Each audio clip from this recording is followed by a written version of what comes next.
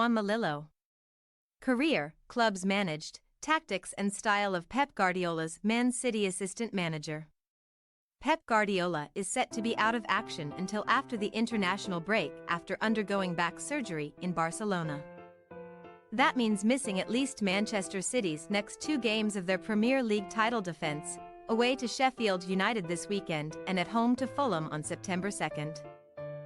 For a coach as famously meticulous and hands-on as Guardiola, you'd expect this to be a huge hardship for himself and any medical professionals who happen to be tasked with keeping an eye on the 52-year-old during matches. Handily for Guardiola, assistant manager Juanma Lillo's return to the City coaching staff this summer means he can hand over the reins to a footballing kindred spirit and a man whose opinions on the game he trusts arguably more than any other. Juanma Lillo has played a significant role in Guardiola's career, wrote Martí Perarnau in his book, Pep Guardiola, The Evolution. Johan Cruyff gave Pep his opportunity as a player and eventually promoted him to captain Barcelona. But it was Juanma Lillo who guided him through his transition from player to coach. Juanma Lillo, career, clubs managed. For Lillo to be considered in any way comparable to Cruyff, Guardiola's great guiding mentor, by a member of the coach's inner circle, is not something to be taken lightly. Guardiola first crossed paths with Lillo in September 1996, a few months after the embittered end to Cruyff's celebrated tenure as Barcelona head coach.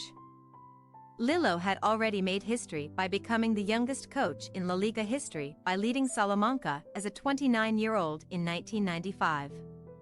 For the 1996-97 season, he was in charge of Real Oviedo. Barca beat Oviedo 4-2, but Guardiola was so impressed by the level and style of opposition that he sought out Lillo after the match. A firm friendship was forged. On the face of it, Guardiola closing out his decorated playing career with a short spell at Mexican club Dorados de Sinaloa looks odd. He made the move so that he could experience playing under Lillo before hanging up his boots. Going from being a mold-breaking coach in Spain's top flight to leading an unglamorous outfit in Mexico doesn't exactly paint the picture of a coaching career on the rise, but Lillo has always been a restless and nomadic presence. By the time he arrived at City for the first time in 2020 to serve as one of Guardiola's assistants after Mikel Arteta took charge of Arsenal, it was his 21st coaching role. Brief stints with Tenerife and Real Zaragoza followed Oviedo before a delve into Spain's lower leagues preceded the jaunt to Mexico.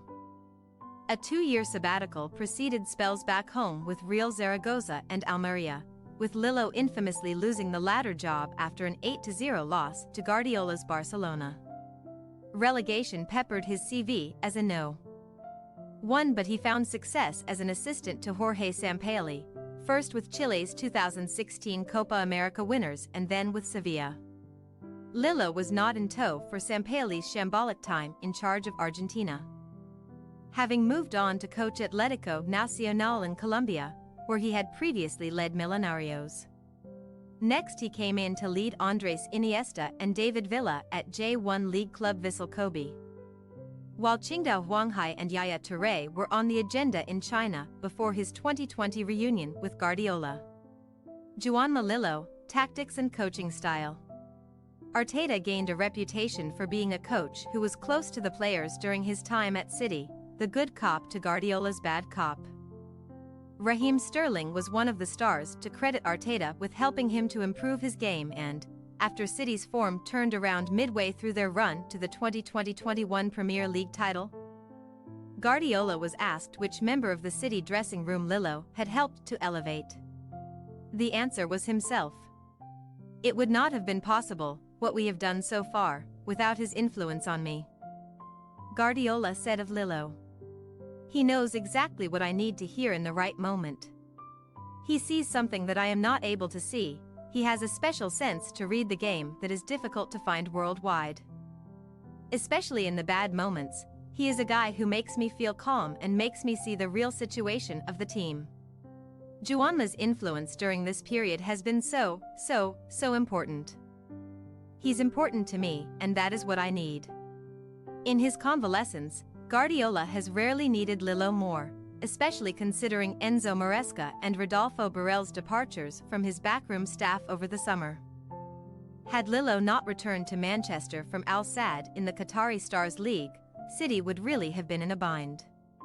Don't expect too much to change in terms of how City look with Lillo temporarily at the helm. He is a firm advocate of the juego de position or positional play now ingrained in Manchester. Guardiola's preference for bringing a defender up to tuck into midfield in possession is undoubtedly something he has discussed at length with Lillo, who was himself credited with pioneering the modern 4-2-3-1 formation during his breakthrough years in Spain. Alongside his role as Guardiola's closest confidant, Lillo has also excelled in his one-on-one work with players, despite having limited English. As per The Athletic, he developed a strong bond with Cole Palmer during his first stint at City. Following Lillo's departure to Al Sadd, Palmer's progress stalled last season. The England under-21 star has scored in the Community Shield and UEFA Super Cup this month, but could now find his long-term future at City under threat from the arrival of Belgium winger Jeremy Doku. How involved and how effective Palmer is with Lillo in charge could be an intriguing little subplot, but don't expect too much turbulence for the treble winners. A man who has, to some extent, inspired and informed his life's work as a coach is a pretty handy deputy for Guardiola to have. Thanks for your watching. Don't forget to click the subscribed button and hit the bell icon for more.